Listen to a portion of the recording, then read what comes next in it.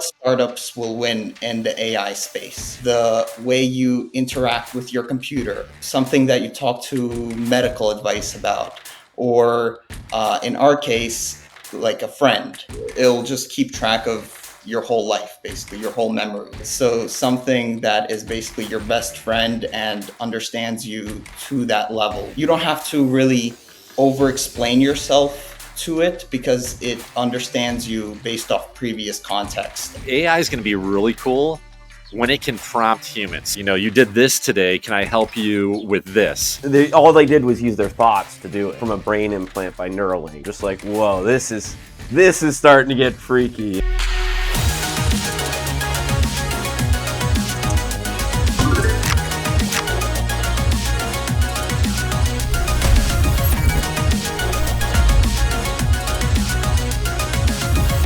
So Tap is actually our hardware side of the brand. The brand itself is Whole Systems.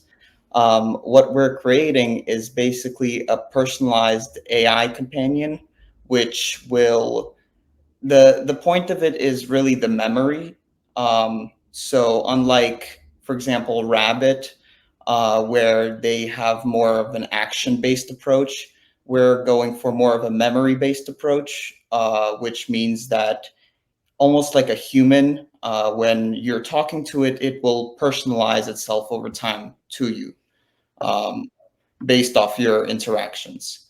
And Tap is our hardware side, basically. So on the software side, we're building out Operator, which is the what is going to integrate into Tap and basically allow it to have this memory. Are they both they both need each other to work, or is Operator like, can you use it right now on the web? So actually, it's funny. So Tap is going to launch first before Operator. Okay. And you will be able to use Operator by itself. We're also planning on making an Apple Watch app for it. But Tap is almost like an extension of it, so you could use it in a much more seamless way without having to constantly pull out your phone. There's a listening mode where, for example, let's say I would set it right now in listening mode for this podcast, and it would just take information and intake different types of context that it finds interesting. Does it do that automatically, or do you need to prompt it to say, hey, can you pull out like the 5 most important pieces from this conversation? What it's doing is basically based off of your inputs. It's always extracting details Okay. that it finds important. And over time, based off its personalization to you, the details that it retrieves will get much more relevant to you. So it will learn what is important for you, if in a way. So it's sort of like you don't have to prompt it really, because over time it's going to learn what you want to prompt before you even have to prompt it, if that makes sense. Exactly. So like out of the box, it's quite like a baby that you need to have it kind of like learn about you, and as it grows older, it starts actually being very helpful to you with connecting certain conversations you're having, being able to brief you on certain things, and eventually doing actions for you. All right, cool. And what like got you into this? Do you have a background in hardware or like embedded devices or anything like that, or what's your background? Well, so I'm an indie maker. The first project that I made was actually digital contact cards. Uh, do you guys know the like NFC contact cards that you like Yeah. tap on? Yeah. Yeah. So that was my first project, and then from then, I started working on this other tool, which was called Bara. It was actually launched on Product Hunt. What we made was a tool for documentation, for AI documentation. So it was really meant for college students to take notes. Um, Compared to Otter and some other competitors in that space, we had something unique where it would actually take quite comprehensible notes over long periods of time. So it was able to keep track of that, of conversations over long periods of time. And we basically just took that core and we're remaking it into Operator because we found that it's much more useful in that case. Sure. So how did that tool work? Did it like record classes from a laptop, and then sort of create notes from there for students, for example? Yep, that's exactly what it did. Wow, awesome. And how'd that go? It went pretty well. We just didn't really do any outreach or marketing. What we did is I gave it to my friends and just family, and they just really liked the notes coming out of it.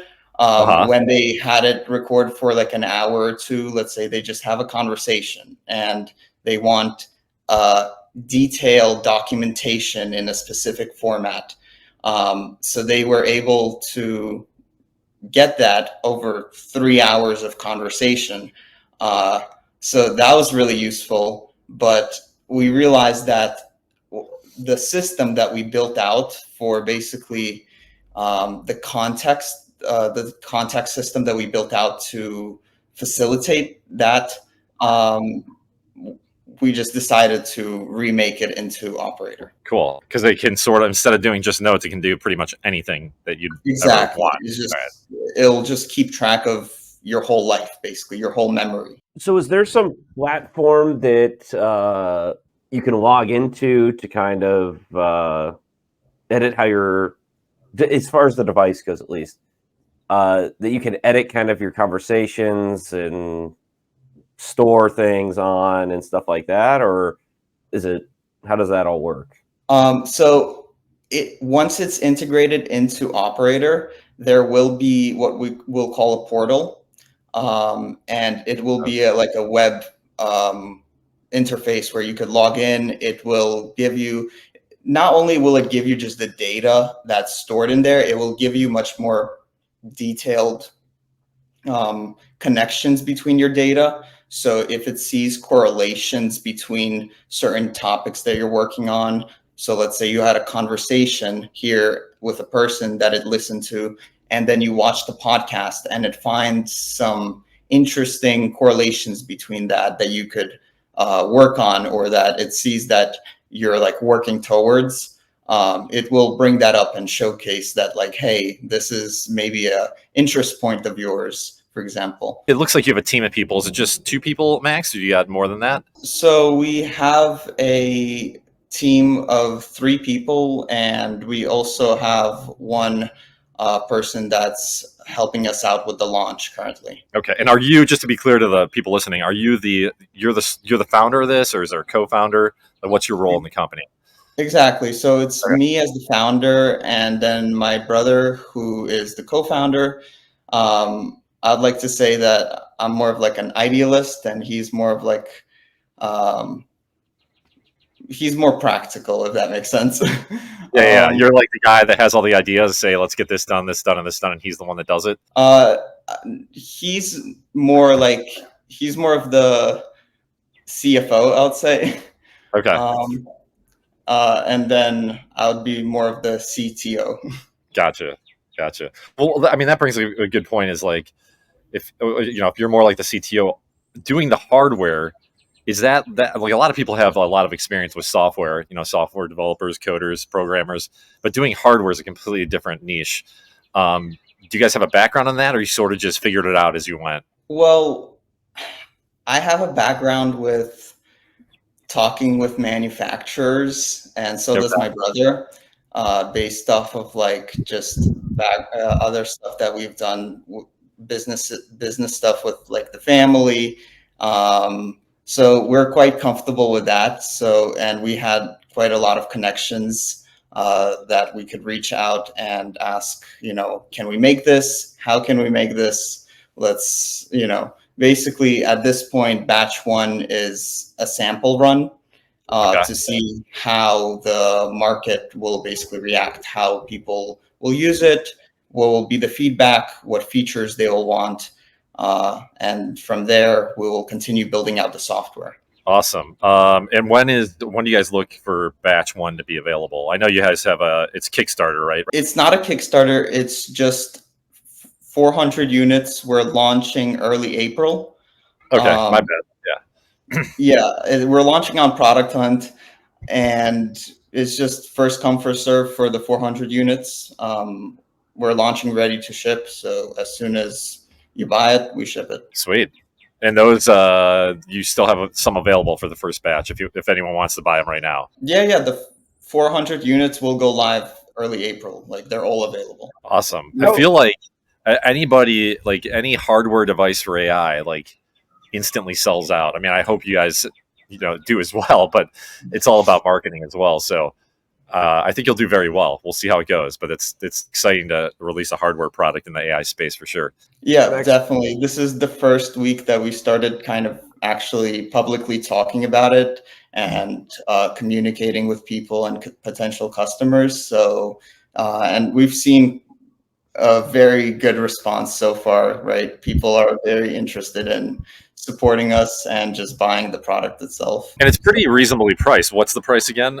$59. Yeah, that's super cheap compared to like the Rabbit, which is, I forget what that is. Was that over $400 or something? But in terms of like, you alluded to earlier, you're different than the Rabbit, but can you maybe walk through some specific examples of like how your product works, Tap works, and what it does in relation to Rabbit and how they're different? Like maybe with specific examples, if you could give some. For sure. Are you speaking to the current form factor of Tap or the one where it's integrated with Operator? When it's integrated with Operator, because that's probably your longer term vision. So I'd love to hear that. Great. Okay, that's definitely much more interesting. All right. So basically, with Rabbit, I mean, I don't have a Rabbit personally, so I can only go off of what I've seen. But it seems to be much more action based, where you could teach it. With their lamb model, you could teach the Rabbit to do certain things for you, like ordering Ubers and DoorDash, stuff like that. And other automations, work-based and stuff like that, which are definitely very useful. But we believe that creating a memory-first approach will later on allow us to make the actions it takes much more impactful. What I mean is, basically, it needs to learn who you are before it could do stuff for you. You wanted to understand what you want as a person, right? You need it to be completely personal to you before you trust it to start taking actions on your behalf. Gotcha. So, like for example, right now, on just to make it a little bit more clear for the end user here, or the people that might use your product one day, is like if you're using ChatGPT, their context is rather small right now. You might be able to upload a couple articles, and it only knows about those articles when you ask a question about that article. If you want to summarize the articles or do whatever you want with them, create highlights for them. But with your tool, the context is going to be kind of unlimited, from what I'm hearing you say. Like it's going to learn, five. If you have the same product, which I'm sure you'll have many iterations of it, but if you have the same product now from Tap, and you still had it 5 years later in that perfect scenario, like it's going to learn over that 5-year time. Whereas, these chatbots right nowadays just know a very small context window. Is that sort of summarize it in layman's terms? Exactly. But the main thing that I would want to, from a privacy standpoint, that I would want to say is it's not collecting a log of exactly what you're saying. Okay. What it's doing is it's out of the things that you do say. Let's say you're discussing a party you're going to on a specific date.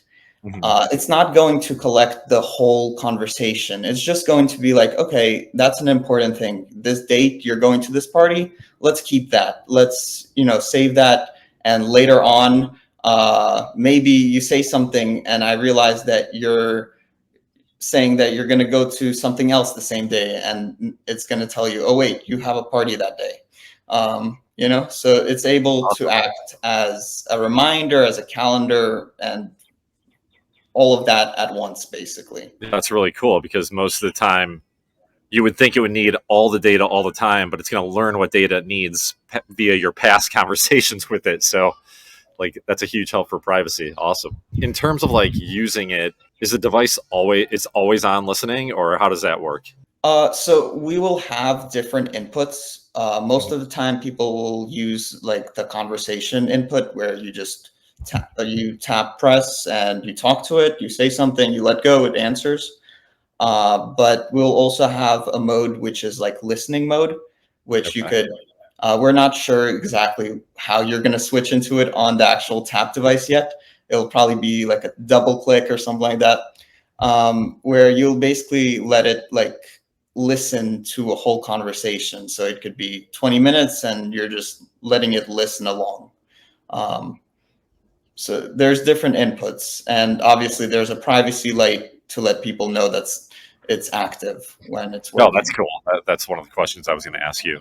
Um, and what about like if say what's the battery life like? Do you know yet? Since it hasn't really been tested in the wild. Well, I have the sample. It's sitting behind me actually, Oh, sweet. and my whole team has their samples. Operating time is 17 hours. Awesome. And that's if it's listening the whole time, or is that Exactly. So that's when it's actually active, when you're talking to it and when it's talking back. When it's on standby, it's around a month. holy crap? That's awesome. It's just nice that you can have a device that you can plug in overnight and it will last all day. And that's what your product will do for the most part. Yeah, that's something we say, that it's going to outlast you during the day. So how big is it, and how well does it listen? Can it hear a conversation that I'm having with somebody far away, or do the person have to be like right into the? Yeah, we'd love to see it. one second, let me grab Yeah. it. No worries. Here's the tap. Oh, it's so tiny. It's actually a lot smaller than I thought it was, even on your website. So that's Yeah, cool. it's really small. So do you guys want to see it work in action? We'd love that. That'd be great. Yeah. Hey, what's the weather in New York like right now? The current weather in New York City. New York is 34 degrees Fahrenheit and sunny. The temperature is expected to reach 49 degrees Fahrenheit during the day. That's sweet. It's really very like crystal clear. Yeah, clear. I was about to say that. Yeah, I was worried that you guys wouldn't hear that. But if you have headphones connected to your phone, it'll play through the headphones. Oh, sweet. So how does it work? Like I've got this. I don't know if you heard this. I've got a 2-year-old daughter, and we have this toy called Grem. It's by what's the girl that dated Elon Musk?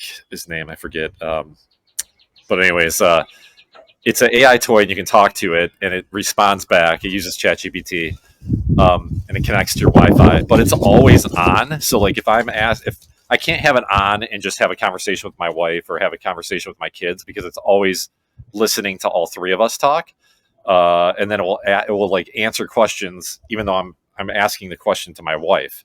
I guess the solution that you guys have to that is you can have it. You would just turn it off at that point, not have it the listening. You want to have it on the listening the feature for your tool at least. For sure. And besides that, for operator, we're also working on a voice ID option. So in the app, you'll be able to basically create an ID for your voice. And in loud environments, like at a party or something, you'll be able to talk to it and it will actually pick up specifically on your voice and know that that's the question that you're asking.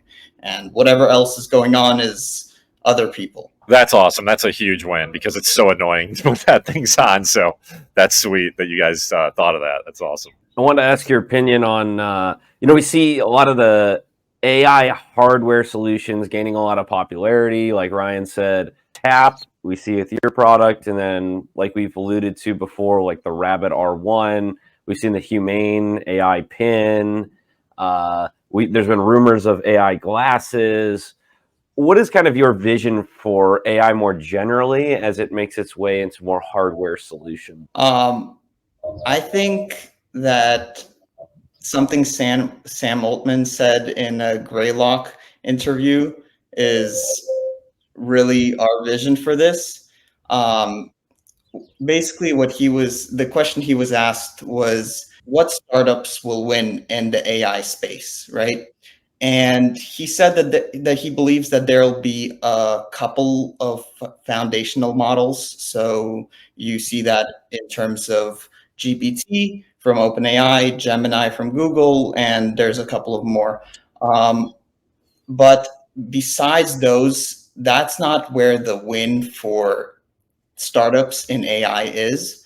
It's really about building the middle layer. So, not creating some wrapper app around GPT for Instagram hashtags or something, but really creating something that is, the way you interact with your computer, something that you talk to medical advice about, or in our case, like a friend, right? So something that is basically your best friend and understands you to that level where you don't have to really over explain yourself to it because it understands you based off previous context. And just like people understand each other based off of, I'm sure you guys are able to talk to each other much more fluently than I'm able to talk to you guys just because you guys know each other for so long. Do you think the middleware that is going to help startups survive, because like you said, there's only going to be a few major players, is going to be a hardware interface like you have that sort of, could we, like NVIDIA just released with Hippocratic.ai, an AI nurse, right? And I think it's uses iPads with avatars on the screen for nurses.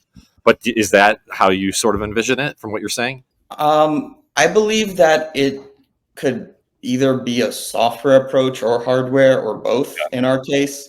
Um, there's a lot to do to build around large language models and other AI models that will give you this, middle layer approach, if that makes sense. No, it totally does. Yeah, it's like because Hunter and I we're trying to launch a few products in the AI space, and it's hard because you think, oh, I've got a great idea, and then a couple weeks later, OpenAI released something that was sort of like put your startup out of business. So it's a very different world to think about because sometimes you have to think about the future, but it's a risk to take if you're going to build your whole interface around like OpenAI's API or something like that.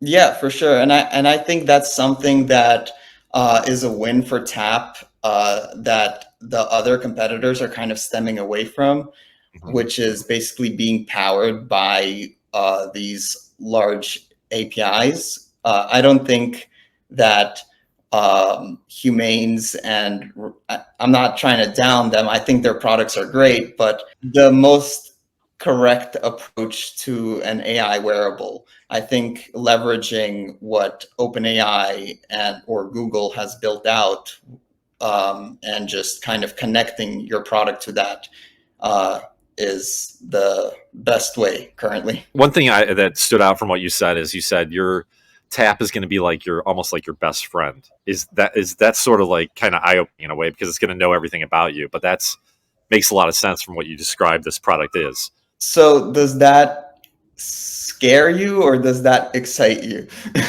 I would say it.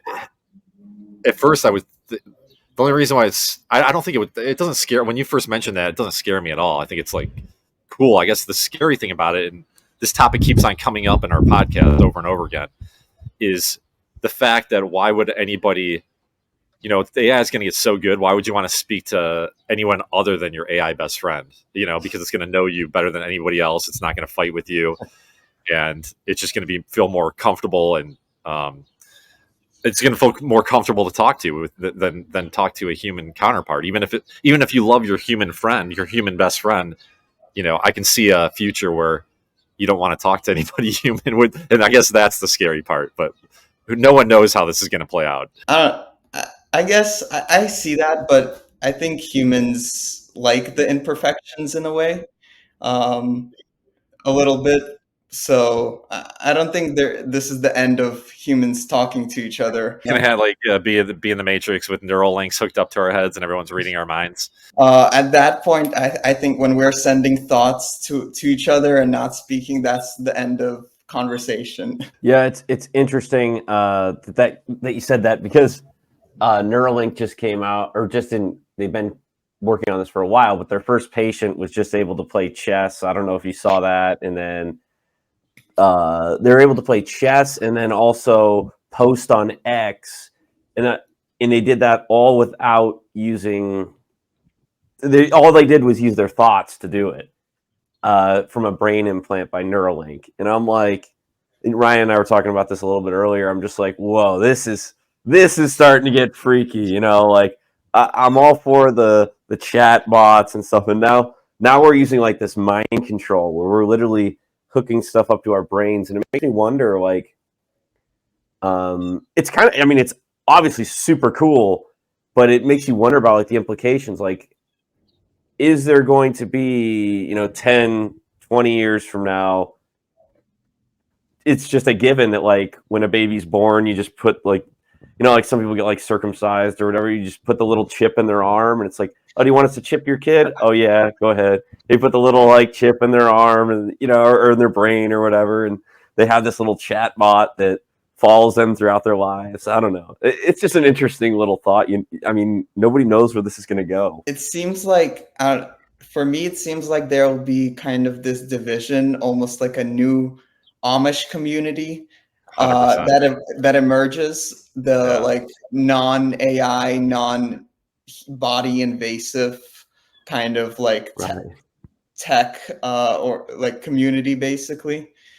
So it'll be interesting to see. Actually, I need to think a little more about that, but that's an interesting thought. Yeah, 100%. I could see that. Like, people, especially, if it gets politically divided, people are just going to take a side, whether it's going to be divided down the middle, right? You're anti-AI or you're for AI, and then, communities will form because of that. Maybe, I don't know. We'll see. But I can see your point 100%. I just saw something super interesting, and it said, AI is going to be really cool when it can prompt humans. So right now we prompt ChatGPT or Gemini or whatever chatbot we're using, but it'll be cool when the AI knows us well enough where it can prompt us. So it might ask, like, "Hey Ryan, I noticed you did this today. Can I help you with this?"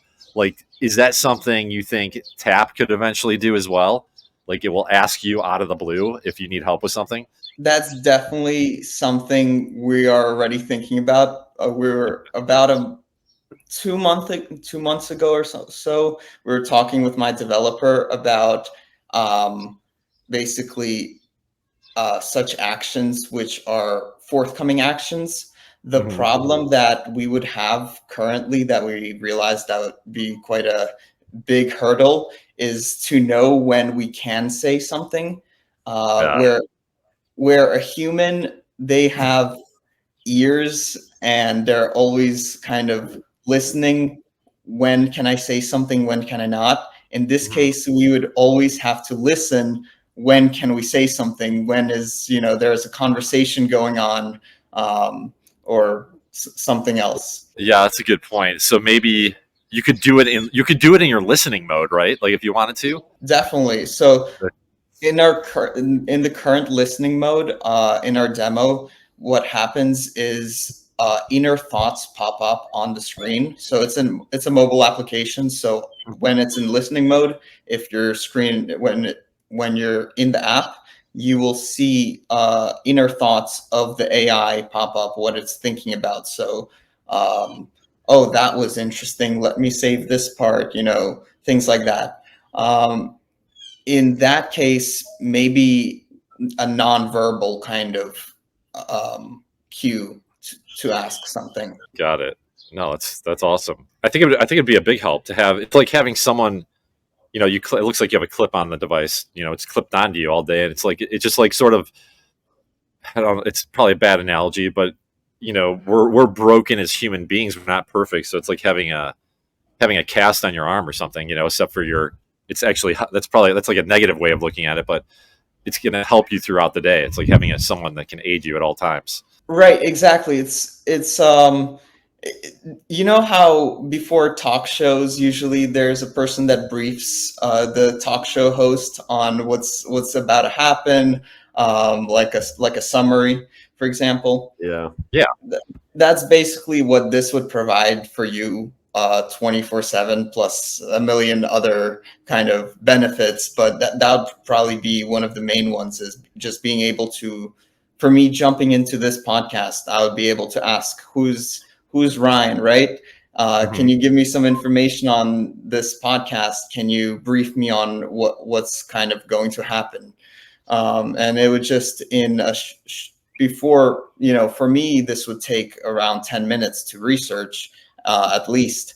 For it would take 10 seconds, and you get the response. It also makes me wonder about retaining information, because think about how many conversations we have and the information that gets lost throughout those conversations. Like, you'll probably have like 20, 25 conversations a day, and you remember bits and pieces of those conversations. When you're in the conversations, you're like, oh, this is maybe an interesting conversation. Afterward, you barely remember anything. Like, if you think back to throughout like yesterday, and you're like, think about your conversations yesterday. What did you what do you remember from them? You're probably like nothing. Like one thing, one joke somebody told me.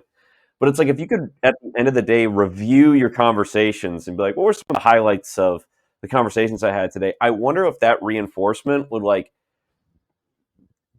do wonders for like how well people remember the conversations they have, the fruitfulness of their conversations, and then also like, I think there's a way it could enhance relationships in this way, and that, hey, I remembered what we talked about the other day, and now I've thought about it more, and this is what I think, or something like that. So I think it could really help us retain information a lot better, and really tap into our lives in ways that we haven't before. For sure, that's definitely a very good way of explaining it.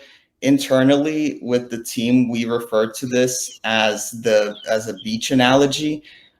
Basically, your memories are sand grains on the beach, and every day it's like grabbing a handful, and the sand just falls through your hand, right?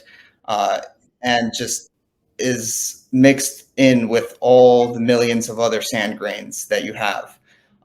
This will really allow you to kind of pick out those really important sand grains and always be able to recall them. Yeah, for sure. Our memory can only go so far. So, it's like having a boost to your memory for you, pretty much. Is there anything like that you've thought of in terms of, could you have it send you a daily email to say, here's the recap of your day or something like that? I mean, I know that's kind of more generic, but is that something like that possible? So that's definitely a couple of features like that we're definitely thinking of for the portal, in terms of just giving you notifications and updating you during the day, basically, on what's going on. And email is an interesting way of doing it, but I'd say notifications are going to be better, just to your phone. Cool. Yeah, it feels like it's gonna know you so well. It could send you a notification and will say like, hey, like, it's not gonna say this to you, but it might be thinking this. The AI might be thinking this. It might say, hey, I noticed you usually forget stuff like this, so here's a little reminder or something like that. And it'll give you a reminder for that, and it'll pop up on your phone. The use cases are endless. What are there some specific use cases other than saying like, hey, summarize my conversation with somebody that you had with the last hour or two? Is there something else that you can, like, specific use cases that you think this will be really useful for? Well, a lot of times you want like a friend that you can discuss a certain idea or topic about, and then you can correlate that to something else. A lot of times you need something to recall a conversation. Let's say I just had a team call, and afterwards I want a quick keynote of that, basic, like, of what I should follow up with them, or what I should, anything to keep track of memory, basically. Got it.